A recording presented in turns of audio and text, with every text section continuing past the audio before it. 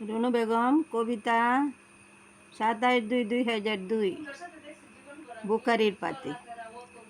বুখারির পাতে ভাত দিয়ে আমি পরম তৃপ্তি পাই।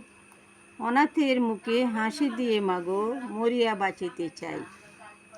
দুঃখীর চোখের অশ্রু মুছে সুখের ঠিকানা পাই। ব্যথির বেতার সাথী হয়ে মাগো চিরসুখী হতে চাই। দৃষ্টিহীনার হাত ধরে আমি সামনে এগিয়ে যাই। মাগো আমার কোনো ব্যথা নাই। অক্ষরহীনে জ্ঞান দিয়ে মাগো চির অমর হতে চাই। আমার ঘরে আজ বুঝি তাই আলোর অভাব নাই। সমাজের বুকে মাথা উঁচু করে পেয়ে গেছি কিছু ঠাঁই। জনম আমার সফল হয়েছে, বাঙালি নিরক্ষর নাই।